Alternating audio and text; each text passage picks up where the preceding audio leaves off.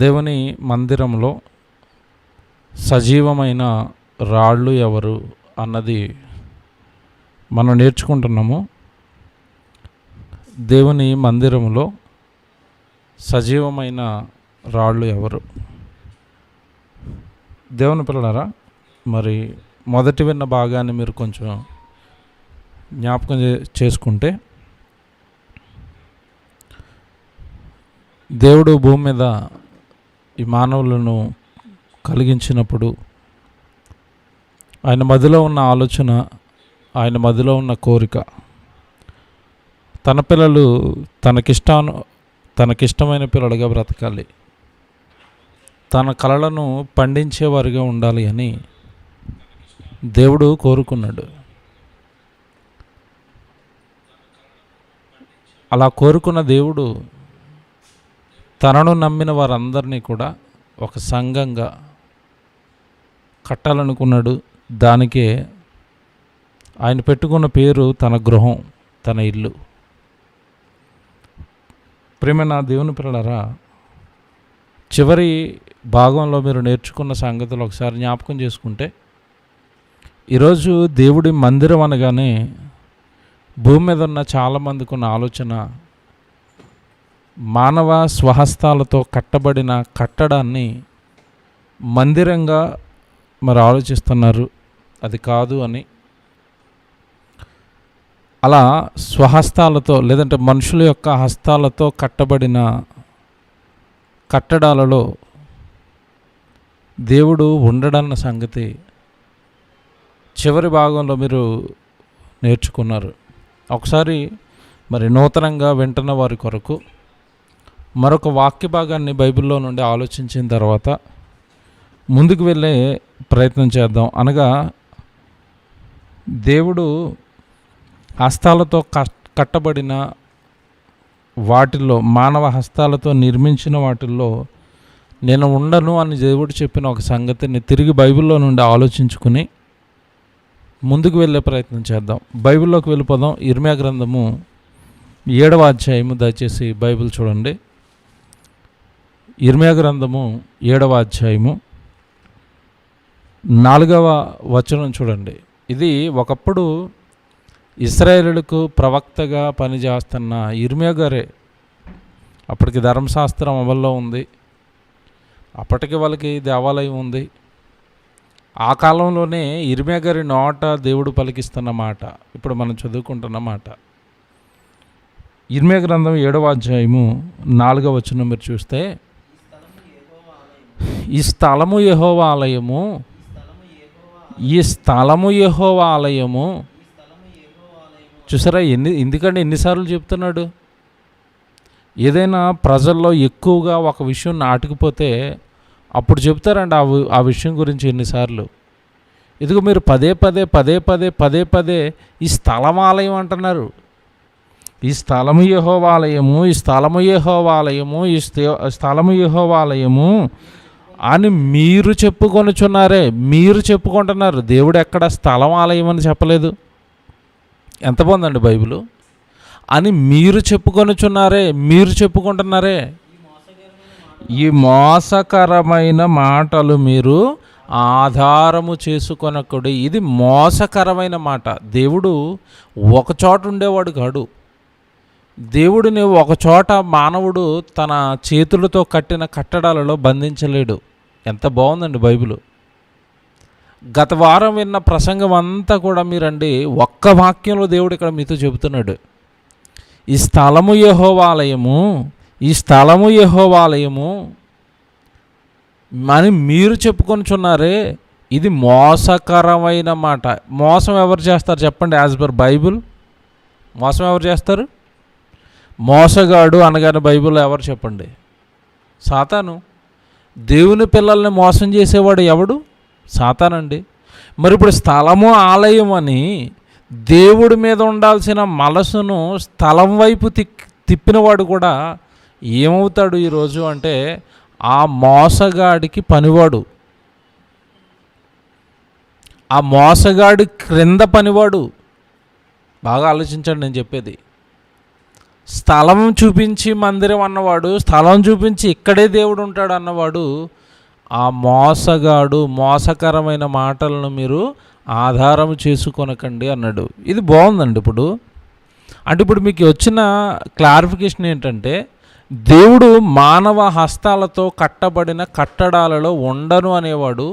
అలాగే ఒక ప్రాంతం, ఒక స్థలం లేదా ఒక కట్టడం దేవుడి మందిరము అంటే కనుక అది మీరు చెప్పుకుంటున్నారు తప్ప నేను చెప్పలేదు. అది మోసకరమైన మాట అని దేవుడు చెప్పకని బైబిల్లో చెప్పాడు. సుమా, ఎప్పుడు మా ప్రసంగాలలో నేను తరచూ ఒక మాట మాట్లాడుతూ ఉంటానండి. తరచుగా నా ప్రసంగాల్లో ఒక మాట మాట్లాడుతూ ఉంటాను. ఏంటా మాట అంటే, దేవుడు ఏదైతే చెప్పాలనుకుంటాడో దానికి భిన్నమైంది ఆల్రెడీ ప్రజల్లోకి దెయ్యం తీసుకెళ్ళిపోతుందండి. ఉదాహరణకి డూప్లికేట్ అనమాట. దేవుడు చెప్పిన ఒరిజినల్కి డూప్లికేట్ని దెయ్యం అనేది సమాజంలోకి తీసుకువెళ్ళిపోద్ది. నేను చాలాసార్లు చెప్పాను, బాప్తిస్మం దేవుడు చెప్పింది ఒకటి, సమాజంలో జరుగుతున్నది ఒకటి. బాప్తిస్మం ఏ నామంలో తీసుకోవాలి, బైబిల్లో చెప్పింది ఒకటి, క్రైస్తవ సమాజంలో జరుగుతున్నది ఒకటి. విశ్వాసము, దేవుడు చెప్పిన విశ్వాసం ఒకటి, ప్రజలు ఎవరి విశ్వాసం వాళ్ళదే అని వారు అనుకునే విశ్వాసం ఒకటి. భక్తి, దేవుడు చెప్పిన భక్తి వేరు, ఎవడు ప్రజలు అనుకుంటున్న భక్తి వేరు. అన్నీ కూడానండి, నేను పాఠాలుగా నా యూట్యూబ్ ఛానల్ అన్నీ ఉంటాయి, మీరు ఓపెన్ చేయండి. దేవుడు చెప్పిన భక్తి ఏది, దేవుడు చెప్పిన విశ్వాసం ఏది, దేవుడు చెప్పిన నిరీక్షణ ఏది, దేవుడు చెప్పిన సహనం ఏది, దేవుడు చెప్పిన జ్ఞానం ఏది, అన్నీ చెప్పుకుంటూ వెళ్తానండి. అంటే దేవుడు ఇది నాయన లేదా మీరు ఇలాగుండాలి అని దేవుడు కోరుకుంటుంటే ఎగ్జాక్ట్ దానికి దెయ్యం ప్రతిదీ కూడా డూప్లికేట్ దింపుకుంటూ వెళ్ళిపోయిందండి. అందులో ఈరోజు మనం మాట్లాడుకుంటున్నది కూడా ఒక విషయం, మందిరము అంటే ఇది అని దేవుడు చెప్పాడు. కానీ మందిరం అనగానే కట్టడం అని నేర్పింది, మందిరం అనగానే స్థలం అని నేర్పింది. ఆ స్థలమే దేవుడు మందిరం అని, ఆ స్థలం కొరకు ప్రాణాలు తీయడానికైనా ప్రాణాలు తీసుకోవడానికైనా, ఈరోజు దేవుడి దేవాలయాలైన ఈ శరీరాలు కూలిపోవడానికి సిద్ధపడ్డాయి. దేవుని పిల్లలారా, ఎంత ఘోరమైన స్థితిలోకి మనిషిని గెంటింది దెయ్యం, మీరు ఆలోచించండి. ప్రేమని దేవుని పిల్లలారా, వెళ్ళిపోదామండి బైబిల్లోకి. చివరి వారం మనం ఆలోచించినవన్నీ ఒకసారి మీరు జ్ఞాపకం చేసుకోండి. మందిరం అనగానే ప్రారంభపు మందిరం గురించి మీకు జ్ఞాపకం చేశాను. సొలొమోనుతో కట్టిన మందిరం గురించి చెప్పాను. అందులోనూ ఉండడు, దేవాన్ని ఇందులో పట్టవని కట్టిన ఆయనే చెప్పాడు. కానీ కొంచెం నీ చూపు మాత్రం, నీ ప్రసన్నత మాత్రం ఈ మందిరం పైన ఉంచు తండ్రి అని ఆయన వేడుకున్న విధానం, ఆ వాక్య భాగాలన్నీ చివరి వారం నేను మీకు చూపించాను. యూట్యూబ్లో ఉంది, అది పార్ట్ 1. మీరు వినండి వారు. ఈరోజు నెమ్మదిగా మనం ఏం ఆలోచించాలి అంటే, ఆ రోజు నేను చివరికి చెప్పింది ఏంటంటే, దేవుడి మందిరము లేదా దేవుడి గృహం అనగానే మానవుల దేహాలే, దేహమే దేవాలయం, మీరు మా గృహం, దేవుడి గృహం మీరు అని పౌలు గారు చెప్పిన మాట కూడా చెప్పి ముగించాను నేను. ఒకసారి ఆ మాట దగ్గర నుంచి తిరిగి మరలా ప్రారంభిద్దామండి. కొరింథీయులకు రాసిన మొదటి పత్రిక 3వ అధ్యాయము 9వ వచనం మీరు బైబిల్లో చూడండి. కొరింథీయులకు రాసిన మొదటి పత్రిక 3వ అధ్యాయము 9వ వచనం మీరు చూడండి. కొరింథీయులకు రాసిన మొదటి పత్రిక 3వ అధ్యాయము 9వ వచనం. మేము దేవుని జత పనివారమై ఉన్నాము. పౌలు గారు అంటున్నారు, మేము దేవుని జత పనివారమై ఉన్నాము, మీరు దేవుని వ్యవసాయమును దేవుని గృహమునై ఉన్నారు. చూసారా, మీరు దేవుడి వ్యవసాయమును, దేవుని గృహం మీరు, దేవుని ఇల్లు మీరు, దేవుని మందిరం మీరు. చూసారా ఎంత బాగుందండి, దేవుడు మాట ఎంత బాగుందండి. ఈరోజు దెయ్యం నేర్పింది ఎంత విరుద్ధంగా ఉందండి. మీరే దేవుడికి మందిరం, మీరే దేవుడికి మందిరం. చూసారండి, మీరు దేవుడి మందిరం అయితే మీరు బాగుపడాలి, మీరు బాగుండాలి. మందిరం అనగానే బాగుండాలి కదండి. దేవుడి ఇల్లు అనగానే ఎలా ఉండాలండి? మన మానవులు చూడండి, మనుషుల ఇల్లు గురించి ఎంత బాగా ఆలోచిస్తారండి. మన ఇల్లు ఎంత శుభ్రంగా ఉండాలి, మన ఇల్లు ఎంత హుందాగా ఉండాలి, మన ఇల్లు ఎంత అందంగా ఉండాలండి. ఈరోజు మీరు హైదరాబాద్లో చూస్తే ఏమంటే కొన్ని చోట్ల ఇంటీరియర్ డెకరేషన్ అని చేయిస్తారండి. అంటే సుమారుగా గృహం లేదా ఇల్లు కొనడానికి, ఆ ఫ్లాట్ కొనడానికి ఎన్ని డబ్బులు ఖర్చు పెడతారో ఆ లోపల డెకరేషన్, ఆ ఇంటీరియర్కి ఈక్వల్గా ఖర్చు పెడుతున్నారు ఈరోజు. ₹1,00,00,000 పెట్టి ఫ్లాట్ కొన్నారనుకోండి, సుమారుగా 80-90 లక్షలు, సుమారుగా ₹1,00,00,000 పెట్టి లోపల ఇంటీరియర్ చేయిస్తారు. ఎందుకు? ఇల్లు చాలా బాగుండాలండి, ఇల్లు చాలా అందంగా ఉండాలండి, అఫీషియల్గా ఉండాలండి, నీట్గా ఉండాలండి, గొప్పగా ఉండాలండి. బాగుంది. ఇప్పుడు మానవులే దేవుడి గృహం అయినప్పుడు, మనుషులే దేవుడి గృహం అయినప్పుడు నేను బాగున్నానా? నాలో దేవుడు ఉండేంత గొప్పగా నా హృదయం ఉందా? నాలో దేవుడు నివసించేంత గొప్పగా నన్ను నేను సిద్ధం చేసుకున్నానా? నాలో ఉన్న పాపాలు విడిచిపెట్టానా? నాలో ఉన్న కోపాన్ని విడిచిపెట్టానా? నాలో ఉన్న కక్షలు విడిచిపెట్టానా? దేవుడు నాలో ఉండేంత శుభ్రంగా నా ఇల్లు ఉందా, నేనున్నానా అని ఈరోజు మనిషి తన గురించి తాను ఆలోచించుకోవడం మానేసి దేవుడికి మందిరం కడతామని చెప్పండి, మందిరం పేరట ప్రాణాలు తీసుకుంటున్న వాళ్ళు, గొడవలకి దిగుతున్న వాళ్ళు, నరుగుతున్న వాళ్ళు, చంపుతున్న వాళ్ళు, పోలీస్ స్టేషన్ల చుట్టూ తిరుగుతున్న వాళ్ళు. ఏంటండి ఇదంతా? ఏంటిది? ప్రారంభంలో చదవాలండి ఇదంతా. బైబిల్ చదవక జరుగుతున్న ప్రమాదం అండి ఇదంతా. బైబిల్ చదవక జరుగుతున్న ప్రమాదం ఇదంతా. అపోస్తుల కార్యాలు మీరు చదవండి. అపోస్తుల కార్యాలంటేనే అపోస్తులు దేవుడు పేరట చేసిన కార్యక్రమాలు అవన్నీ. మీరు ఆ అపోస్తుల కార్యాలు చదువుతున్నప్పుడు చాలా చోట్ల సంఘం ఎక్కడ నడిచింది అంటే, చాలామంది గృహాలలో సంఘం నడిచింది, ఇంట్లోనే సంఘం నడిచిందండి. ఎందుకు వాళ్ళు ఇంట్లోనే సంఘాన్ని నడిపించారు? అసలు భయంకరమైన వార్త ఏంటంటే, ఒక చోట చెట్టు కింద కూడా మరి సంఘం నడిచింది. అంటే ఏంటిదంతా మనం ఆలోచిస్తున్నప్పుడు అంటే, వాళ్ళకి అర్థమైపోయింది కట్టడం కాదు మందిరం. మందిరం అనగానే మనుషులు, వాళ్ళలోకి వాక్యం వెళ్ళాలి, వాళ్ళ ప్రవర్తన మారాలి, వాళ్ళ మాట మారాలి, వాళ్ళ జీవితం యొక్క విధానం మారాలి. ఇది మందిరం అంటే.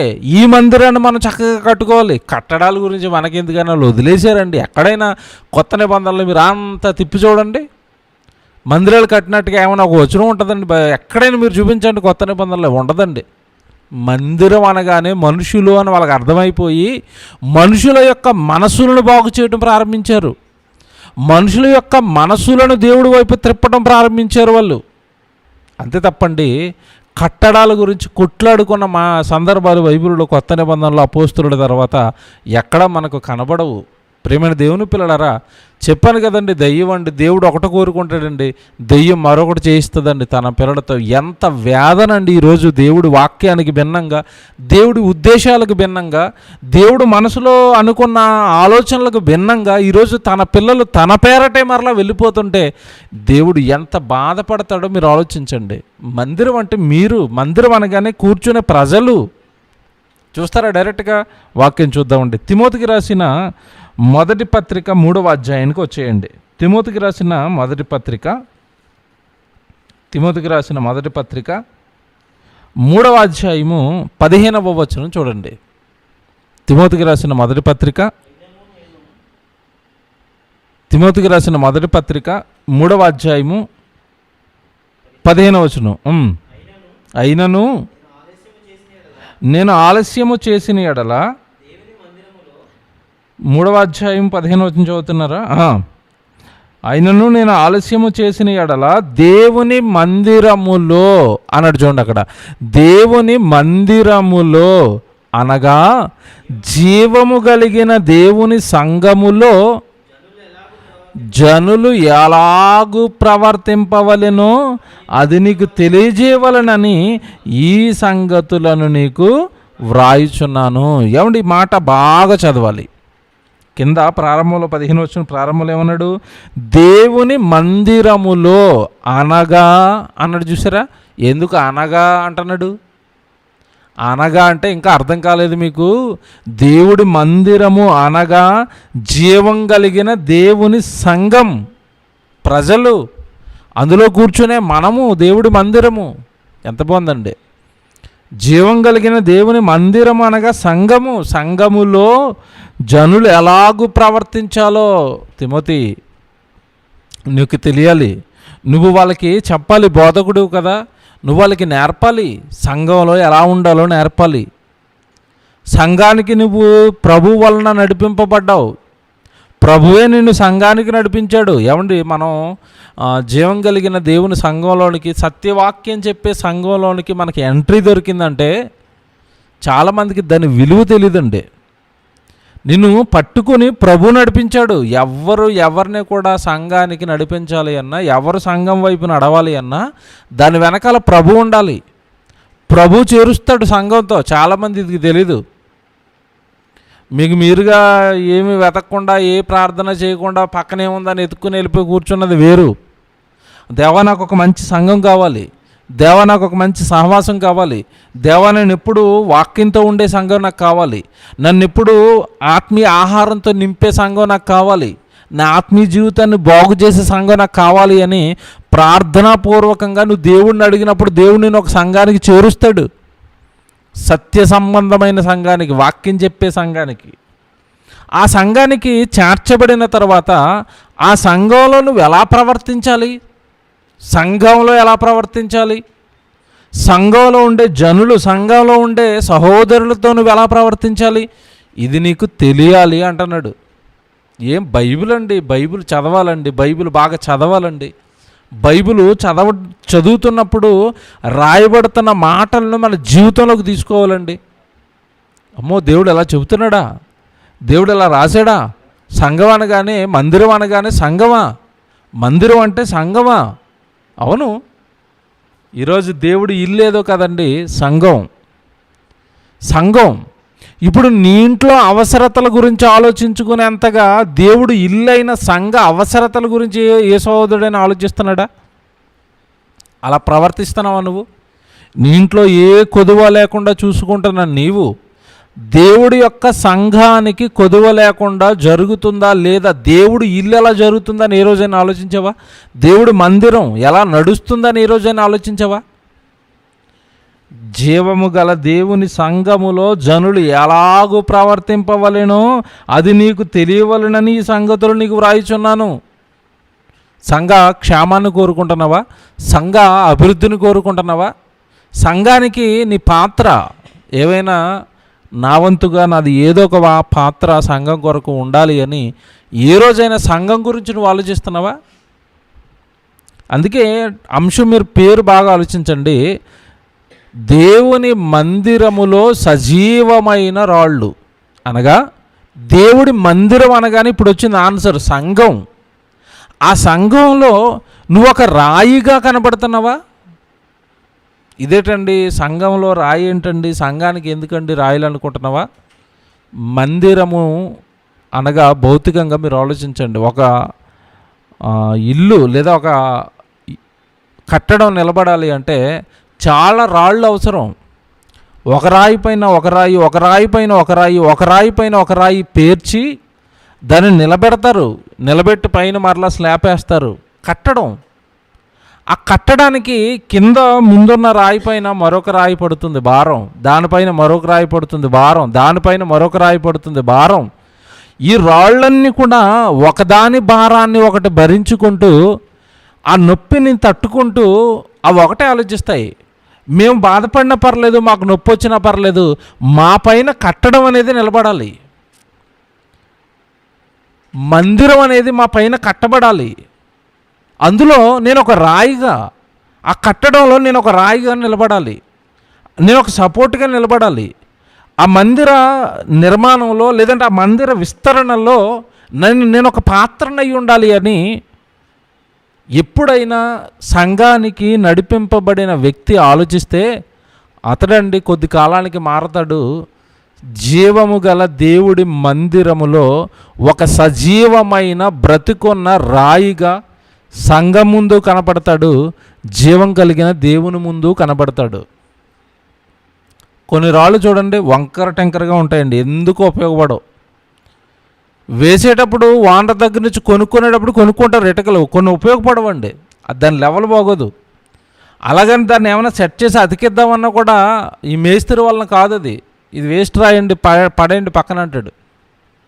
అలా మనం ఏమైనా సంఘానికి ప్రభు వలన నడిపింపబడిన తర్వాత కూడా సంఘానికి ఉపయోగపడిన వ్యక్తులుగా, సంఘ నిర్మాణంలో ఏ పాత్ర లేని నిర్జీవమైన రాయిగా మనం ఏమైనా మిగిలిపోతున్నామా? సజీవంగా మందిర నిర్మాణంలో మనమంటూ ఏదైనా పాత్ర, సంఘంలో మనమంటూ ఏదైనా పాత్రను మనం పోషిస్తున్నామా? జీవము గల దేవుని మందిరములో ఒక సజీవమైన రాయిగా నీ పాత్ర ఏమైనా పోషిస్తున్నావా? నా బైబిల్ నేను చదివేసుకుంటున్నానండి, నా ప్రార్థన నేను చేసేస్తున్నానండి, మా కుటుంబం అంతా మేము ప్రార్థనలో ఉండిపోతున్నామండి. బాగుంది, నీకు సంబంధించిన నీ ఆత్మీయ జీవితానికి సంబంధించింది అది, నీ కుటుంబ ఆత్మీయతకు సంబంధించింది అది, బాగున్నావు. కానీ ఆ కుటుంబం మీరు అందరూ కలిసి సంఘానికి ఏ పాత్ర పోషిస్తున్నారు? సంఘం సంఘం సంఘం యేసుక్రీస్తుల వారి ద్వారా కట్టబడింది, యేసుక్రీస్తుల వారి ద్వారా నిర్మించబడింది. ఆ సంఘంలో నువ్వు ఒక పాత్ర పోషించాలి. చాలామందికి బైబిలు పైపైన చిన్నపిల్లలుగా ఉన్నారండి. నేను ప్రార్థన చేసుకుంటున్నానండి, నేను బైబిల్ చదివేసుకుంటున్నానండి, మరి సంఘానికి ఏమన్నా చేస్తున్నారా? ఏం చేయనండి, నాది నేనేనండి. ఇదేంటిది? ఇదేమి ఆత్మీయ జీవితం? నువ్వేమి దేవుడికి ఉపయోగపడతావు? అసలు నిన్ను బట్టి దేవుడు ఏమి ఆనందపడతాడు? నేను స్కూల్కి వెళ్ళనండి, మా ఇంట్లో చదివేసుకుంటానండి, మా ఇంట్లో పరీక్షలు రాసేస్తానండి. ఎలాగుంటుంది ఇది? ఎలాగుంటుందండి? మా ఇంట్లోనే అలా రాసేస్తానండి, మా ఇంట్లోనే మిడ్ ఇయర్ పరీక్షలు జరిగిపోతున్నాయండి. నవ్వుపోతారు. నీ పాత్ర కట్టబడుతున్న మందిరం, కట్టబడుతున్న సంఘంలో నీ పాత్ర ఏంటి అసలు? దేవుని పిల్లలరా, ఇప్పుడు చూపిస్తానండి వాక్యాలు బైబిల్లో నుండి. ఇప్పుడు మీరు చాలా వాక్యాలు మీరు చూడాలి. ఎందుకంటే చాలామంది సంఘం అనగానే ఆషామాషి, సంఘ కార్యక్రమాలు అనగానే చిన్నచూపు, సంఘం ముందుకు తీసుకువెళ్తున్న కార్యక్రమాలపైన పెద్ద ఆశ ఉండదు. వస్తున్నామా, ఉన్నామా, వెళ్ళిపోతున్నామా, ఏదో అలా పైపైన నా ఉద్యోగం, నా వ్యాపారం, నా పిల్లలు, నా కుటుంబం. నేను మాత్రం ప్రార్థన చేసుకుంటున్నానండి. బాగుందిలే, మీ ఆత్మీయ జీవితం బాగుంది, నేను తప్పు పట్టలేదు దాన్ని. కానీ నువ్వు సజీవమైన రాయిగా మందిర నిర్మాణంలో ఏమైనా ఉపయోగపడుతున్నావా? ఆలోచించి చెప్పే వాక్యాన్ని చూద్దాం. బైబిల్ చూద్దాం. తిమోతికి రాశాడు కదండి. ఇప్పుడు తిమోతి పత్రిక మీరు చూశారు. అపోస్తుల కార్యాలు 4వ అధ్యాయము. ఏంటండి రాయి గురించి అంటే మీరు చూడాలి. ఇప్పుడు అపోస్తుల కార్యాలు 4వ అధ్యాయము 11వ వచనం ఒకసారి దయచేసి బైబిల్లో చూడండి. అపోస్తుల కార్యాలు 4వ అధ్యాయము 11వ వచనం చూడండి బైబిల్లో. అపోస్తుల కార్యాలు 4వ అధ్యాయము 11వ వచనం. ఈ సందర్భాన్ని చెబుతాను నేను మీతో అని. ఏంటి సందర్భం అంటే, మీరు ఇంచుమించుగా ఈ సందర్భం నేను ఇప్పుడు చెబుతున్న ఈ 11వ వచనం మీకు అర్థం కావాలి అంటే రాసుకోండి. బైబిల్ ఎలా స్టడీ చేయాలి, బైబిల్ ఎలా చదవాలి, బైబిల్ ఎలా స్టడీ చేస్తేనే సందర్భాలు అర్థమవుతాయి. నేను ఇప్పుడు చెప్తున్న 4వ అధ్యాయం 11వ వచనం మీకు అర్థం కావాలి అంటే మీరు 3వ అధ్యాయం మొదటి నుంచి చదువుకురావాలి. అంటే ఇప్పుడు నేను 4వ అధ్యాయం 11వ వచనంలో ఉన్న సారాన్ని, ఎసెన్స్ని మీకు చెప్పడానికి నేను అంతకుముందు అధ్యాయాలన్నీ చదువుకుంటూ వస్తాను. ఏం జరుగుతుంది? ఇలా అయితేనే భవిష్యత్తులో ఎవరికైనా మీరు వాక్యం చెప్పగలుగుతారు. 3వ అధ్యాయం మొదటి నుంచి మీరు రాసుకోండి నోట్స్లో. 3వ అధ్యాయం మొదటి నుంచి రాసుకుంటే 4వ అధ్యాయం 11లో ఏం జరుగుతుందో మీకు అర్థమవుతుంది. 3వ అధ్యాయం 11లో పేతురు గారు, యోహాను గారు దేవాలయంలోనికి వెళ్ళబోయే ముందు అక్కడ చాలా కాలం నుంచి అండి, సుమారుగా పుట్టిన నాట నుండి భిక్షం అడుక్కుంటున్న ఒక కుంటివాడు దేవాలయం ముందు కూర్చుంటున్నాడు. వాడిని ప్రతిరోజు ఉదయం తీసుకొస్తారు, అక్కడ కూర్చోబెడతారు. ఆ కూర్చోబెట్టి వెళ్ళిపోతారు వాళ్ళు. వాడు ఉదయం నుంచి సాయంత్రం వరకు భిక్షాటన చేస్తాడండి. అలా దేవాలయం ముందు కూర్చున్న అతడు, ఆ భిక్షాటన చేస్తున్న కుంటివాడు, ఒకరోజు పేతురు గారు, యోహాను గారు లోపలికి వెళ్తున్నప్పుడు, అయ్యా కొంచెం నాకు ఏదైనా ఇవ్వండి అంటే, ఇవ్వడానికి మా దగ్గర డబ్బులు ఏమి లేవు, కానీ మాకు కలిగిందే నేను మీకు ఇస్తాము అని చెప్పి యేసుక్రీస్తు వారి పేరట నువ్వు లేచి నడువు అని వాళ్ళకి దేవుడిచ్చిన స్వస్థత వరంతో ఆయన బాగు చేశారు. అక్కడ బాగు చేయంగానే లేచిపోయాడండి. లేచిపోయి గంతులేస్తున్నాడు. వీళ్ళతో పాటు దేవాలయం లోపలికి తీసుకెళ్ళిపోయిన తర్వాత అక్కడ చాలామంది వాడిని చూసి ఆశ్చర్యపోయారండి. వీడేంటి నడుస్తున్నాడు? మనం చాలా కాలం నుంచి దేవాలయం ముందు భిక్షాటన చేస్తున్న కుంటివాడు ఇతడేంటి ఇలా సడన్గా నడిచేస్తున్నాడు? ఏం జరిగింది? ఇదిగో పేతురు, యోహానులు మరి ఆయనకి స్వస్థత చేశారంట. అవునా? ఆశ్చర్యపోతున్నారండి. పేతురు యోహాను గారిని చూసిన వాళ్ళు ఆశ్చర్యపోతున్నారు. అపోస్తల కార్యాలు 4:11 ఆ రోజున్న సంఘానికి, ఆ రోజున్న శాస్త్రులకు, పరిచయులకు వాళ్ళు చెబుతున్నారు. పేతురు గారు, యోహాను గారు వారి బోధల్లో చెబుతున్నది ఏంటి అంటే, ఇదిగో ఇల్లు కట్టువారైన మీరు ఒకప్పుడు నిషేధించారు. ఆ నిషేధించిన రాయి ఈ మందిరం కట్టడానికి దేవుడు నిర్ణయించిన మూలరాయి యేసుక్రీస్తుల వారు. అయితే మీరు ఆ మూలరాయినే తృణీకరించారు, ఆ మూలరాయినే మీరు పక్కన పెట్టారు. ఆ మూలరాయినే దేవుడు ప్రధాన రాయిగా చేసి మరి ఇదిగో ఈ మహామందిరాన్ని, దేవుడి సంఘాన్ని, జీవం కలిగిన దేవుడి సంఘాన్ని కడుతున్నాడు అని వాళ్ళు చెబుతున్నారు. ఇకపోతే ఇప్పుడు మనకి ఏమర్థమైంది అంటే, దేవుడి మందిరం అనగానే సంఘం. ఆ సంఘం ఎక్కడ కూడుకుంటుంది? మీకు ప్రారంభంలో కొన్ని జ్ఞాపకం చేశాను.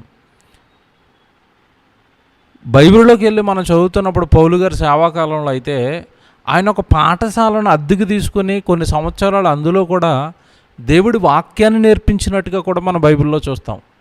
అంటే పాఠశాలను అద్దెకు తీసుకుంటున్నారు, గృహంలోనూ సంఘాన్ని నడుపుతున్నారు. అలాగే మీరు మార్కు గారు, మీకు తెలుసు మార్కు గారి జీవిత చరిత్ర మీరు చదివినప్పుడు మార్కు గారి ఇంట్లోనే దేవుడి సంఘం నడిచినట్టుగా కూడా బైబిల్లో ఉంటుంది. అంటే ప్రారంభంలో ఉన్న సంఘం కట్టడాలకు విలువ ఇవ్వలేదు, కేవలం ఆ కట్టడాలను పక్కకు పెట్టి దేవుడి మనుషులు ఈ హృదయాలను కట్టడానికి ప్రయత్నించారు. మందిరం అనగానే అర్థమైపోయిందండి వాళ్ళకి మనుషులు అని. మందిరం అనగానే మనుషులు అని అర్థమైపోయి ఈ మనుషులను హృదయాలను కట్టడానికి ప్రయత్నాలు చేశారు. ప్రేమైన దేవుని పిల్లలారా, అది ఇక్కడ చెబుతున్నాడు. మీరు ఇల్లు కట్టువారు కానీ మీరు తృణీకరించేశాడు మిమ్మల్ని, ఎందుకంటే యేసుక్రీస్తుల వారిని మీరు పక్కన పెట్టారు అని చెప్పాడు. ఆ తర్వాత మీరు ఒక మాట ఇప్పుడు చూడాలి. ఈ సందర్భంలో పేతురు గారు రాసిన మొదటి పత్రిక 2వ అధ్యాయం చూడండి, మీకు ఇంకా బాగా అర్థమవుతుంది. పేతురు గారు రాసిన మొదటి పత్రిక 2వ అధ్యాయము 4వ వచనం చూడండి బైబిల్లో. పేతురు గారు రాసిన మొదటి పత్రిక 2వ అధ్యాయము 4వ వచనం మీరు చూస్తే, మనుషుల చేత విసర్జింపబడినను దేవుని దృష్టికి ఏర్పరచబడినదియు అమూల్యమును సజీవమునైన రాయియగు ప్రభువునొద్దకు వచ్చిన వారై అని చూడండి. మనుషుల చేత విసర్జింపబడినను అన్న మాట ఉంది చూడండి. యేసుక్రీస్తుల వారిని ఎవరు ఒప్పుకున్నారు చెప్పండి? ఆ రోజు యేసుక్రీస్తుల వారి మాట ఎవరు ఒప్పుకున్నారు? యేసుక్రీస్తుల వారు చేస్తున్న సూచక క్రియలను ఆ రోజు కల్లారా చూసిన ఆ దుష్ట సమాజమే కేవలం ఆయన చేస్తున్న క్రియలను అనుభవించారు, ఆయన చేస్తున్న క్రియలను చూసి సంతోషించారు, తప్పట్లు కొట్టారు తప్ప ఆయన ఆ రోజున్న సమాజం ఏమి అంగీకరించింది చెప్పండి?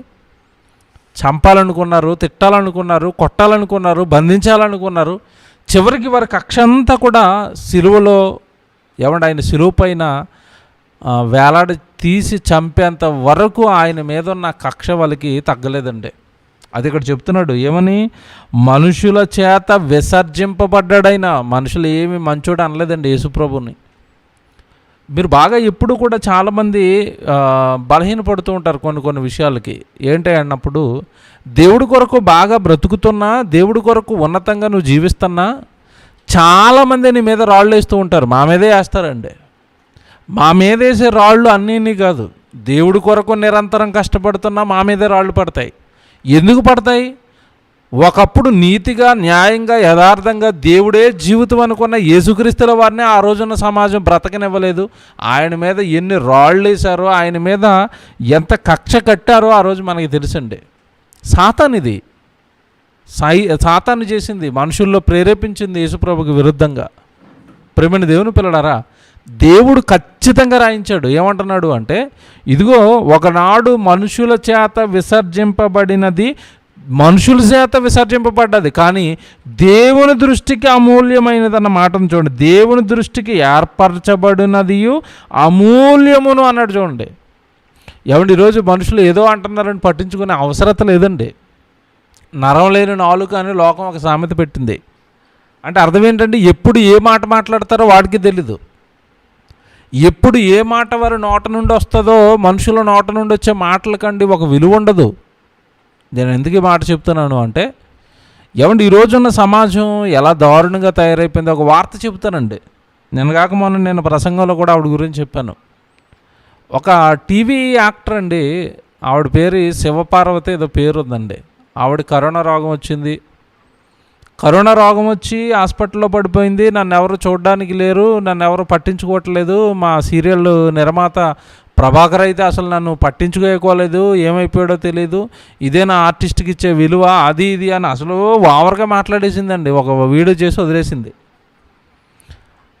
ఆ వీడియో చేసి వదిలేసిన కొద్ది రోజులకి మరలా ఈ ఎవరి మీద అయితే ఆవిడ ఆరోపణలు చేసిందో ఆవిడ నిర్మాత ఆయన వచ్చాడు, లేదంటే మేము ఆవిడని బాగానే చూసుకున్నాం, ఆవిడ ఏదో పొరపాటింది, రిలీజ్ చేసింది వీడియో, త్వరలోనే మేము ఇద్దరం కలిపి ఆడియో రిలీజ్ చేస్తామన్నది. ఆ తర్వాత న్యూస్లోకి వచ్చి ఆవిడ చెప్తున్నది ఏంటంటే ఆయన చూసుకున్నాడంట, నేనే పొరపాటు పడ్డాను అంటుంది. చూసారండి, ఒక 10 రోజుల గ్యాప్లోనే ఒక 4 నుండి 2 మాటలు. ఇది మనుషులంటే త్వరపాటు. ఎవరిని అర్థం చేసుకునే ప్రయత్నాలు ఉండవు. నరం లేని నాలుక అంటారు. కాబట్టి మనుషుల మాటలను ఏమండి ఈరోజు దేవుడిలో బ్రతుకుతున్నవాడు, దేవుడి కొరకు బ్రతుకుతున్నవాడు మనుషులను మాటలు పట్టించుకుంటాడంటే వాడు ఎప్పటికీ దేవుడిలో స్టేబుల్గా స్థిరంగా ఉండలేడండి. మనుషుల గురించి మనకెందుకు? నా జీవితం దేవుడి ముందు యథార్థంగా ఉందా? నా జీవితాన్ని దేవుడి ముందు పెట్టినప్పుడు నాలో లోపాలు ఏమైనా దేవుడికి కనపడుతున్నాయా? దేవుని పిల్లలారా, ఇక్కడ యేసుక్రీస్తుల వారి జీవితంలో అదే జరిగింది. ఆయన మంచివాడు, పాపం లేనివాడు, పరిశుద్ధుడు. కేవలం కన్నతండ్రి ఆలోచనలు, కన్నతండ్రి మనసులో ఉన్న ఆవేదన ఈ సమాజానికి చెప్పటం తప్ప తనకంటూ సొంత ఇష్టాలు లేకుండా బ్రతికిన మహానుభావుడు అండి యేసుక్రీస్తుల వారు. ఆయన్నే ఆ రోజున్న సమాజం ఏం చేసింది అంటే విసర్జించింది. కానీ దేవుడి దృష్టికి ఆయన అమూల్యమైన వాడు, దేవుడు ఏర్పరచుకున్నవాడు అని చెప్పి దేవుని చేత ఏర్పరచబడిన వాడును అమూల్యమునైన సజీవమైన రాయి యగు ప్రభువునొద్దకు వచ్చిన వారే. ఇప్పుడు ఎవరో సజీవమైన రాయి? ప్రభువు. దేనికైనా సజీవమైన రాయి? దేవుడి మందిరాన్ని కట్టడానికి మూలరాయి ఆయనే. ఆయన మీదే ఈరోజున్న సంఘం అంతా కూడానండి కట్టబడింది. అసలైన రాయి, మూలరాయి ఎవరన్నప్పుడు యేసుక్రీస్తుల వారు. ఇందాక మీరు చదువుకున్నారు కదా అపోస్తలుల కార్యాలు 4వ అధ్యాయము, మీరు తృణీకరించిన ఆ రాయే అన్నట్టు చూసారా, మూలకు తలరాయి అయింది. ఆయన మీద దేవుడు సంఘాన్ని కట్టాడు. జీవం గల దేవుని సంఘం, మందిరం. కాలం అయిపోయిందయ్యా. మందిరం అనగానే చేతి కట్టడం అనే కాలం అయిపోయిందయ్యా. అవి 1వ తరగతి పాఠాలు, ఇంకా అక్కడ ఉండిపోకండి, క్లాసులు మారండి, ఎదగండి.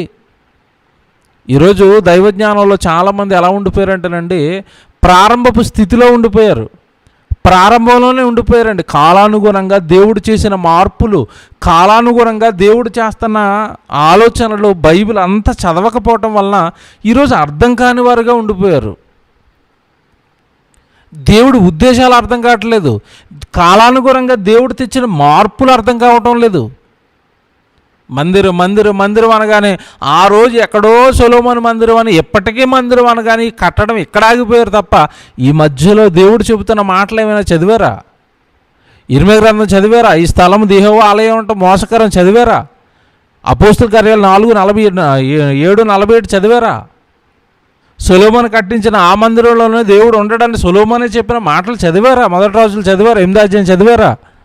ఇవన్నీ చదివితే కదండి దేవుడి ఉద్దేశాలు అర్థమయ్యేవి. పోని మేము చెబుతామంటే అది అబద్ధ బోధ, దొంగ బోధ అంటారు. ఇంకెలా చెప్పండి సమాజాన్ని బాగు చేసేది? ఇంకెలా చెప్పండి? ఏమైనా బైబిల్లో ఉన్నది ఉన్నట్టుగా చెప్పి ఇది ఇలా జరుగుతుందండి, ఇది ఇలా జరగాలి, బైబిల్లో దేవుడు ఇలా రాశాడు అంటే అదిగో సేవకులు అంటారు. మళ్ళీ ఇదొక మాట. ఇంకేం చేయాలి చెప్పండి? ఎలా బాగుపడతారు? 2 రెళ్ళు 6 అని మెడ మీద బోర్డు వేసుకుని తిరుగుతూ ఉంటే వదిలేయాలి అలాగా? 2 రెళ్ళు 6 అన్నవాడిని కాదు 2 రెళ్ళు 4 అనటం విమర్శించడం అవుతుందా? తప్పును దిద్దటం అవుతుందా? సరిచేసుకోవాలి కదండి. అందరూ వాక్యాన్ని బట్టి, బైబిల్ను బట్టి విమర్శ అంటారు. ఏమండి ఏదో ఎత్తు చూపుతున్నారు అంటారు. బైబిల్ చెబితేనే. పోనీ సొంత కహానీలు ఏమైనా చెబుతున్నామా? నేను రాసుకొచ్చిన నా సొంత గైడ్ ఏమైనా చదువుతున్నానా? లేదే. మన అందరి చేతుల్లో దేవుడు పెట్టిన పుస్తకంలోంచి కదా ఇవన్నీ చూపిస్తుంటా. ఎందుకు సరి చేసుకోరు? ఎందుకు మారరు? ఎందుకు ప్రజలను మోసం చేస్తారు? ఎందుకు ప్రజలను వాక్యానికి భిన్నంగా తీసుకెళ్తారు? ఎందుకు వాళ్ళ ఆత్మల్ని నరకానికి సిద్ధం చేస్తున్నారు? ఎందుకు వాక్యానికి లోబడరు? మీరు చెప్పింది తప్పైతే సంఘం ముందు ఒప్పుకోవడానికి భయమా? ఇంతకాలం మేము తప్పు చెప్పామని వాళ్ళ ముందు నేరస్తులుగా నిలబడతామన్న భయంతో ఇంకా అదే అబద్ధంలో సంఘాన్ని ఉంచుతూ, విశ్వాసం ఉంచుతూ నరకానికి సిద్ధం చేస్తున్నారా? వద్దు, మారండి. మీకు ప్రమాదం, మీ సంఘానికి ప్రమాదం. మందిరం అంటే కట్టడం అన్న బోధలు ఆపేయండి. మార్చేశాడు దేవుడు బోధ. దేవుని పిల్లలారా, ఎంత బాగుందండి బైబిల్ చదువుతున్నప్పుడు. మూలరాయి యేసుక్రీస్తుల వారనే మూలరాయితో మందిరం కట్టబడింది. అది సంఘం. చేతులతో కట్టబడిన వాటిల్లో దేవుడు ఉండడు. సంఘం 2-3 ఎక్కడ ఉంటే అక్కడ నేను ఉండిపోతాను. నాకు కావాల్సింది ఇప్పుడు నా పిల్లలు, వాళ్ళల్లో ఉండాలనుకుంటాను నేను. నీ కట్టడాలు నాకు వద్దు. ఎంత బాగుందండి. మీరు ఇప్పుడు మరొక మాట చూడాలి. పేతురు గారు రాసిన మొదటి పత్రిక 2వ అధ్యాయము, ఏమండి 4వ వచనం చదివారు కదా, 5వ వచనం కూడా చదవండి. ఆ తర్వాత మాట మీరు చూడండి. పేతురు గారు రాసిన మొదటి పత్రిక 2వ అధ్యాయము 5వ వచనం చూడండి. ఏమంటే మూలరాయి, సజీవమైన రాయి యేసుక్రీస్తుల వారే, ఆయన వద్దకు మనం నడిపించబడ్డాం అన్నది మీరు చదివారు. ఇప్పుడు 5వ వచనం చాలా జాగ్రత్తగా చదవాలి. 5వ వచనంలో యేసుక్రీస్తు ద్వారా దేవునికి అనుకూలమునగు ఆత్మ సంబంధమైన బలులర్పించుట పరిశుద్ధ యాజకులుగా ఉండునట్లు మీరును అన్నాడు. ఇక్కడి నుంచి చాలా జాగ్రత్తగా చూడాలి. మీరును సజీవమైన రాళ్ల వలె ఉండి అన్నాడు. చూడండి, మీరును యేసుప్రభువే కాదు రాయి, యేసుప్రభువే కాదు సజీవమైన రాయి, మీరును అన్నాడు. చూడండి, మీరును ఆత్మ సంబంధమైన అన్నాడు. చూడండి, మీరును సజీవమైన రాళ్ల వలె ఉండి ఆత్మ సంబంధమైన మందిరముగా కడుతున్నారు. చూసారా, భౌతిక సంబంధమైన మందిరము పోయి ఆత్మ సంబంధమైన మందిరం వచ్చింది. ఏమంటే ఆత్మ అనగానే కనపడదు, ఆత్మ సంబంధమైన మందిరం కూడా ఇప్పుడు కనబడదు. ఏదండి మందిరం అంటారేమో అని ఇక్కడ రాసేటండి. ఎంత బాగుందండి బైబిల్. ఒకప్పుడు సజీవమైన రాయి యేసుక్రీస్తుల వారైతే, ఆ యేసుక్రీస్తుల వారనే మూల రాయి పైన ప్రారంభించబడింది మందిరము కట్టడం. పునాది ఆయన పునాది అయితే అపోస్తులు, ప్రవక్తలు కట్టుకుంటూ వచ్చారు ఈ మందిరాన్ని.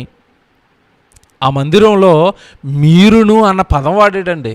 నిజానికి ఈ పాఠం పెట్టడానికి ఆకర్షించిన పదం అదే. మీరును అన్న పదం చూడండి. అక్కడ మీరును యేసుక్రీస్తుల వారే ఉంటాడా సంఘానికి రాయిగా? మీరు ఉండరా?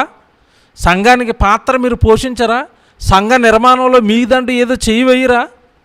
ఏంటండి ఇది? చూడండి ఎంత బాగుంది. చూడండి, మీరును సజీవమైన రాళ్ల వలె ఉండి అన్నాడు. చూడండి, మీరును సజీవమైన రాళ్ల వలె ఉండి ఆత్మ సంబంధమైన మందిరముగా కట్టబడుచున్నారు. ఏమంటే ఇక్కడ ప్రాబ్లం ఎక్కడ జరిగిందంటే, క్రైస్తవ్యంలో శరీర సంబంధమైన బోధ, ఆత్మ సంబంధమైన బోధ.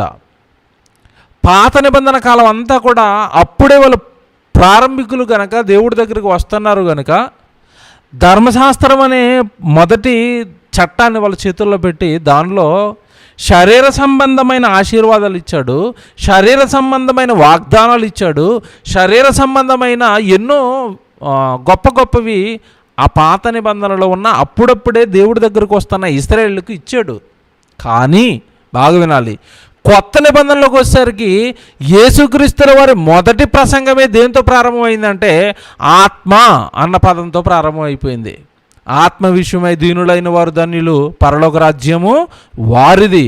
అంటే యేసుక్రీస్తుల వారు ఏం చెప్పాలనుకుంటున్నాడు ఈ సమాజానికి అంటే, అయిపోయింది నాయన శరీర కార్యాలు, శరీరానికి ఆశీర్వాదాలు, శరీర వాగ్దానాలు, కాలం అయిపోయింది. ఎందుకంటే నేను వచ్చిందే అంత్యకాలంలో, నేను అడుగు పెట్టడంతోనే ఈ లోకానికి, విశ్వానికి అంత్యదినాలు ప్రారంభమైపోయాయి. ఇక అంత్యదినాలలో చివరిలో వెంటిలేటర్ పైన ఉన్న ఈ సమాజానికి ఏమవసరం చెప్పండి? ఏమంటే చావుకి సిద్ధమైపోయిన వాడికి ఏమవసరం చెప్పండి? చావు ఇంక 2-3 రోజుల్లో చనిపోతాడానికి ఏముంటాయి చెప్పండి వాడి కోరికలు?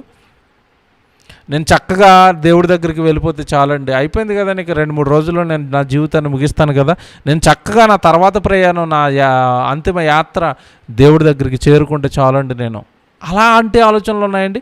యేసుక్రీస్తుల వారు అడుగెట్టడంతోనే ఈ అంత్యదినాలు ప్రారంభం అయితే, మనం ఉన్నది అంత్యదినాలలో అయితే ఇప్పుడు ఎందుకండి శరీర సంబంధమైన ఆస్తులు ఎందుకు, బిల్డింగులు ఎందుకు, కట్టడాలు ఎందుకు? ఉన్నంతకాలం చక్కగా దేవుడు మందిరాన్ని కట్టావా, దేవుడు సంఘాన్ని కట్టావా? ఎక్కడో ఒక చోట సంఘం కూడుకోవడానికి ఒక స్థలం ఉందా?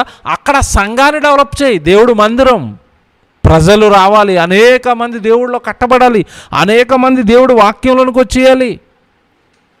ఇది దేవుడు కోరుకుంటున్నాడండి. ఆత్మ సంబంధమైన మందిరాన్ని కోరుకుంటున్నాడు. సొలొమోనుతో కట్టించాడు భౌతికమైన మందిరం, అందులోనూ కూడా ఉంటానని చెప్పాడు. కానీ ఈ ఆత్మ సంబంధమైన మందిరం ఏదైతే ఉందో ఇందులో నేను ఉంటాను. మీరు నా గృహం, మీరు నా గృహం, మీరు నా దేవాలయం, నేను మీలో ఉండాలి, మీతో ఉండాలి. చూస్తారండి ఆ మాట ఎంత బాగుంటుందో. కొరింథీయులకు రాసిన మొదటి పత్రిక మీరు చూడండి. ఏమంటే కొరింథీయులకు రాసిన మొదటి పత్రిక, ఒకప్పుడు కట్టిన ఆ దేవాలయంలో ఉండనని చెప్పిన దేవుడు ఇప్పుడు కట్టిన ఈ మందిరం మానవ దేహంలో గురించి మాత్రం ఏం చెబుతున్నాడో మూడో అధ్యాయము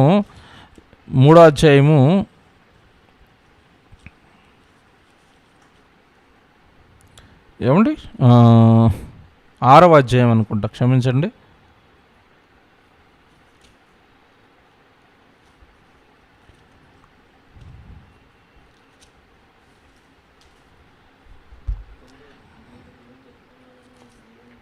ఆరవ అధ్యాయం అండి, రెండో పత్రిక, క్షమించండి, కొరింథీయులకు రాసిన రెండో పత్రిక 6వ అధ్యాయము, కొరింథీయులకు రాసిన రెండో పత్రిక 6వ అధ్యాయము 15వ వచనం చూడండి. 15వ వచనం లేదంటే 16వ వచనం చూసినా మీకు ఎంత బాగుంటుంది చూడండి వాక్యం. కొరింథీయులకు రాసిన రెండో పత్రిక 6వ అధ్యాయము 16వ వచనం, దేవుని ఆలయమునకు విగ్రహములతో ఏమి పొందిక, మనము జీవము గల దేవుని ఆలయమై ఉన్నాము. మనము చూసారు ఎంత బాగుందో, మనము జీవము గల దేవుని ఆలయమై ఉన్నాము. అందుకు దేవుడు ఎలాగూ సెలవిచ్చుచున్నాడు. అబ్బా ఇది చూడాలి ఇప్పుడు మీరు. అందుకు దేవుడు ఎలాగూ సెలవిచ్చుచున్నాడు, ఆత్మ సంబంధమైన మందిరం గురించి ఎలాగూ సెలవిస్తున్నాడు. ఆ రోజు భౌతికంగా నిర్మించబడిన ఆ మందిరం గురించి అయితే అది నీకు సరిపోదు ప్రభు అని కట్టిన సొలొమోను అని చెప్పేశాడు. ఇప్పుడు చూడండి ఏమంటున్నాడు, నేను వారిలో నివసించి సంచరింతును. అబ్బా, నేను వారిలో నివసించి సంచరింతును, నేను వారికి దేవుడినయ్యుందును, వారు నాకు ప్రజలయ్యుందురు. కావున మీరు వారి మధ్య నుండి బయలువెడలు ప్రత్యేకంగా ఉండండి, అపవిత్రమైన దానిని ముట్టకూడని ప్రభు చెబుచున్నాడు. మరియు నేను మిమ్మల్ని చేర్చుకుందును, మీకు తండ్రినయ్యుందును, మీరు నాకు కుమారులను కుమార్తెలునయ్యుందురని సర్వశక్తి కలిగిన ప్రభువు చెబుచున్నాడు. ప్రియులరా, మనకు ఈ వాగ్దానం ఉన్నది. అబ్బా ఇదండి టాపు. మనకి ఈ వాగ్దానం ఉంది. ఇదిగో ఇది వాగ్దానం అంటే నేను మీతో ఉంటానని ఈ వాగ్దానం మనకుంది. మనం ఏం చేస్తున్నాం, నువ్వు మాతో ఉంటే మాకు ప్రాబ్లం కనుక మేము ఒక రేక్ షెడ్ వేసేస్తాం, అందులో ఉండంటున్నాం మనం. ఏమన్నా అర్థమైందా మీకు? నేను మీతో ఉంటాను, నేను మీతో నివసించి నేను మీతో సంచరిస్తాను. వద్దొద్దు, నువ్వు మా దగ్గర ఉంటే మేము పాపం చేయలేము, నువ్వు మా దగ్గర ఉంటే మేము అబద్ధం ఆడలేము, నువ్వు మా దగ్గర ఉంటే మేము దొంగతనం చేయలేము, నువ్వు మా దగ్గర ఉంటే మేము బూతులు ఆడలేము. చూసారండి, మీతో నేను ఉంటాను, వద్దొద్దు, మాతో నువ్వు వద్దు, మీకు ఒక మంది. ఏమండి ఈరోజు చాలామంది చూడండి తల్లిదండ్రులను ఎక్కడ పడేస్తారంటే వృద్ధాశ్రమాల్లో పడేశారు. ఎందుకు పక్కనే ఉన్నాడు అనుకోండి, అస్తమాటు పలకరిస్తాడండి, నాన్న ఉన్నవారా, తిన్నవారా, నాకు కొంచెం ఏదైనా పెట్టరా. ఏమంటే చాలామందికి అండి తల్లిదండ్రులు మాట్లాడుతున్న మాటలు వీళ్ళకి ఎలాగుంటాయంటే వీళ్ళ చెవులకి టార్చర్ లాగా ఉన్నాయి. దేవుని పిల్లలరా, దేవుడు కూడా అంటున్నాడు, నేను కట్టడాల్లో ఉండలేను ఆయన, నాకెందుకు ఆ కట్టడాలు, నేను మిమ్మల్ని కట్టుకున్నాను తల్లిగర్భంలో, నేను మీతో ఉంటాను, సంఘంతో ఉంటాను. ఇదే దేవాలయం అంటే. ఎవరికి అర్థమైందండి మందిరం గురించి? ఎవరికి అర్థమైంది? మరి ఇప్పుడు ఈ సంఘపు కట్టడంలో, ఈ సంఘాన్ని కట్టడంలో అసలు నీ పాత్ర ఏంటి చూద్దాం. ఎఫెసీయులకు రాసిన పత్రిక ముగిస్తానండి. ఎఫెసీయులకు రాసిన పత్రిక 2వ అధ్యాయము మీరు చూడండి. ఎఫెసీయులకు రాసిన పత్రిక 2వ అధ్యాయము 19వ వచనం మీరు చూడండి. ఎఫెసీ పత్రిక 2వ అధ్యాయము 19వ వచనం చూడండి. ఎఫెసీయులకు రాసిన పత్రిక 2వ అధ్యాయం 19వ వచనం. కాబట్టి మీరిక పరజనులను పరదేశులనై ఉండక పరిశుద్ధులతో ఏకపట్టణస్థులను దేవుని ఇంటివారునై ఉన్నారు. మీరు దేవుని ఇంటివారు. దేవుడు ఇల్లు అంటే ఏది? సంఘం అండి. మీరు అంటున్నాడు చూడండి ఇక్కడ కూడా. మీరు దేవుడు ప్రజలతో ఏకపట్టణస్థులు, దేవుడు ఇల్లు మీరు, దేవుడు ఇండ్లు మీరు, దేవుడు జీవం కలిగిన దేవుడు ఉండే ఏమంటే స్థలం మీరు. ఎంత బాగుందండి. ఎంత బాగుంది చూసారా? మరి ఆ జీవం కలిగిన దేవుడి సంఘంలో నువ్వు ఒక సజీవమైన రాయిగా ఆ సంఘాన్ని నిర్మించటంలో నీ పాత్ర ఏమైనా నువ్వు పోషిస్తున్నావా? నేను కూడా సంఘానికి ఉపయోగపడాలండి, నేను సంఘానికి ఒక రాయిగా ఉండాలండి, నా మీద దేవుడి సంఘం కట్టబడాలండి, నా శ్రమ పైన కట్టబడాలి అండి, ఎవరైనా ఆలోచిస్తున్నారండి? ఇకపోతే ఒక రాయి అమర్చబడాలి అంటే బాగా వినాలి ఇది మీరు. ఒక రాయి కట్టడంలో అమర్చబడాలి అంటే ఆ రాయి షేప్ అనేది కొన్నిసార్లు ఆ కడతన్న గోడకి సరిపోదు. మీరు బాగా వినాలి నేను చెప్పేది. అప్పుడు కడతన్న మేస్త్రి ఉంటాడు. ఆ మేస్త్రి ఏం చేస్తాడు అన్నప్పుడు, ఇటక ఆ గోడలో కూర్చోవాలి అంటే దానికి కొంచెం షేప్ సరిపోవట్లేదు అనుకోండి, తాపి అతని చేతిలో, తాపి అంటారండి దాన్ని, సిమెంట్ని చదును చేస్తూ ఉంటాడు. ఆ ఇటక్కి మధ్యలో సిమెంట్ వేసి దాన్ని కూరుతూ ఉంటాడు. దాంతో ఎప్పుడైనా ఈ రాయి కనుక కరెక్ట్గా కూర్చోవట్లేదు అనుకోండి, ఆ సిమెంట్తో సరిచేయడానుకున్న ఆ తాపితోనే అతడు దాన్ని చెక్కేస్తాడు, కట్ చేసేస్తాడు. ఆ కట్ చేసి కరెక్ట్గా గోడకి ఎంత అయితే ఆ రాయి పడుతుందో ఆ సరిపడా రాయి మాత్రమే పెడతాడు, మిగతాదంతా చెక్కేస్తాడు. బాగా వినండి నేను చెప్పేది. ఇప్పుడు నువ్వు సంఘంలో, దేవుడి సంఘంలో, జీవం కలిగిన దేవుడి సంఘంలో నువ్వు అమర్చబడాలి అంటే నీకు లోక సంబంధమైనవి ఏవో నీకు అంటకట్టబడి ఉంటాయి. లోక సంబంధమైనవి ఏవో నువ్వు దేవుడిలో అమరేటట్టుగా అవి నీకు సరిపోవు. సంఘంలో ఎమడలేవు, సంఘంలో అమర్చబడలేవు. అప్పుడు నిన్ను దేవుడు ఏం చేస్తాడు అంటే తన దగ్గర ఒకటి ఉంది సుత్తి, అదే వాక్యం. ఇర్మియా గ్రంథం మీరు చదివితే చూద్దాం ఆ మాట కూడా. ఇర్మియా గ్రంథం 23వ అధ్యాయం మీరు చూడండి. ఇర్మియా గ్రంథము 23వ అధ్యాయము 29వ వచనం మీరు చూడండి. ఇర్మియా గ్రంథం 23వ అధ్యాయము 29వ వచనం చూడండి. ఇర్మియా గ్రంథం 23వ అధ్యాయం 29. నా మాట అగ్ని వంటిది కాదా, బండను బద్దలు చేయి సుత్తి వంటిది కాదా అన్నాడు. చూడండి, బండను బద్దలు చేయాలి. బండను బద్దలు చేసే సుత్తి అంట. ఏది? నా మాట, వాక్యం. నీలో ఏదైనా లోపం ఉంటే, నీలో ఉన్న లోపం సంఘానికి సరిపోకపోతుంటే, నీలో ఉన్న లోపం జీవం గల దేవుడి సంఘానికి ఏమైనా హాని చేస్తుంటే, దేవుడు వాక్యంతో దేవుడు నిన్ను చెక్కుతూ ఉంటాడు. నువ్వు చెక్కించుకొని సన్నబడి నువ్వు ఎలాగైతే అమర్చబడతావో, నువ్వు ఎలా ఉంటే సంఘానికి ఉపయోగపడతావో అలా నువ్వు అమర్చబడాలి. అమర్చబడుతున్నావా? అమర్చుకుంటున్నారండి ఈరోజు చాలామంది. అమర్చుకుంటున్నారా దేవుని పిల్లలారా? అలా అమర్చబడిన నాడు జీవం గల దేవుడి సంఘంలో, సంఘ నిర్మాణంలో, సంఘ ఎదుగుదలలో నువ్వు ఒక రాయిగా నిలబడిన నాడు అప్పుడు ఈ అంశం, లేదా అప్పుడు దేవుడు రాయించిన ఎపిసి పత్రికలో రాయించిన మాట నీకు వర్తిస్తుంది. ఏంటి? జీవము గల దేవుడి మందిరంలో నువ్వు ఒక సజీవమైన రాయిగా, ఆ మందిర నిర్మాణ పాత్రలో నువ్వు ఒక రాయిగా నిలబడిపోతావు. తద్వారా దేవుడి వలన, దేవుడి ముందు ఏమన్నా నీకంటూ ఒక మంచి ఆస్తి, పరలోకం, నిత్యజీవం అనేది నీకు దొరుకుతుంది. చాలా కష్టపడ్డావు నాయన నా గురించి, చాలా కష్టపడ్డావు నా మందిరం గురించి, నా సంఘం. మందిరం అనగానే సంఘం. మీరు మందిరం అన్న మాట జ్ఞాపకం రాగానే వెంటనే మీ గుండెల్లోకి రావాల్సింది ఏంటంటే సంఘం. దేవుడు ఇల్లు అనగానే వెంటనే మీకు జ్ఞాపకం రావాల్సింది ఏంటంటే దేవుడు ఇల్లు అనగానే సంఘం. సంఘం ఎలా ఉంది? దేవుడు ఇల్లు ఎలా ఉంది? దేవుడు మందిరం ఎలా ఉంది? ఆ మందిరంలో నువ్వేమైనా రాయిగా ఉంటున్నావా? లేదా ఆ మందిరాన్ని కూల్చేయడానికి ఏమైనా నువ్వే ఒక పెద్ద సుత్తిగా తయారైపోయావా? చాలామంది నువ్వు మందిరంలో కట్టబడాలి, నువ్వు మందిరంలో చేర్చబడాలి అంటే చాలామంది కట్టకపోగా, దానిని మంచి స్థితికి తీసుకురాకపోగా కూల్చేవాళ్ళు ఉంటారు. సాతాను నిన్ను ఎలా వాడుకుంటుంది? సాతాను నిన్ను ఎలా వాడుకుంటుంది ఆలోచించాలి. ప్రేమైన దేవుని పిల్లలారా, కనుక సజీవమైన రాళ్ళు, దేవుని మందిరములో సజీవమైన రాళ్ళు ఎవరు అంటే సంఘాన్ని కట్టేవారు, సంఘాన్ని నిలబెట్టేవారు. ఆ క్రమంలో మీకు ఇప్పుడు జ్ఞాపకం చేశాను కదండి, బండలను బద్దలు చేసే సుత్తి లాంటి మాటతో ఒకనాడు ప్రారంభపు సంఘాన్ని మీరు ఆలోచించండి. ఆ ప్రారంభ సంఘాల్లో కట్టిన సేవకులను మీరు ఆలోచించండి. అందులో మొదటిగా పౌలు గారు రాసిన పత్రికలు మీరు ఆలోచించండి. సంఘాలలో ఉన్న ఎన్నో లోపాలనండి ఆయన ఎత్తి చూపుతూ ఉంటాడు. ఎన్ని పత్రికలు అండి. గలతీ సంఘాన్ని చూస్తే వాళ్ళదొక లోపం. గలతీ సంఘంలో లోపం ఏంటంటే ఒక పక్క యేసుప్రభుని నమ్ముతున్నారు, మరో పక్క సున్నతి కావాలంటున్నారు వాళ్ళు. ఒక పక్క యేసుప్రభుని విశ్వసించారు, మరో పక్క ధర్మశాస్త్రాన్ని కూడా పాటించాలి అంటున్నాడు. రాశాడండి పత్రిక, ఏం కడిగేసాడండి వాళ్ళని. గలతీ పత్రిక అంతా మీరు ధ్యానించండి, కడిగేసాడు వాళ్ళని ఆ రోజు. ఆ పత్రికతో ఆయన చేసింది అదే. రోమపత్రిక, అక్కడ ఒక భయంకరమైన ఇబ్బంది ఆ సంఘంలో, వాళ్ళని అలాగే కడిగేశాడు. అక్కడ ధర్మశాస్త్ర సంబంధమైన విభేదాలు. ఇకపోతే కొరింథీ పత్రిక వచ్చేసరికి, కొరింథీ పత్రిక మీరు ధ్యానించండి, భయంకరమైన వ్యభిచారం అండి. కొరింథీ పట్టణం అంతా, కొరింథీలో ఉన్న సంఘాలు అన్నట్లు కూడా జారత్వాలు, వ్యభిచారాలు, వాళ్ళని కడిగేస్తున్నాడు ఒక పక్క. అంటే పత్రికలన్నీ ఏంటి అన్నప్పుడు సంఘం ఎలా ఉండాలో చెబుతున్నాడు. ఇకపోతే తెస్సలోనికలకు రాసిన పత్రిక, ఆ పత్రికలన్నీ మీరు ధ్యానించండి.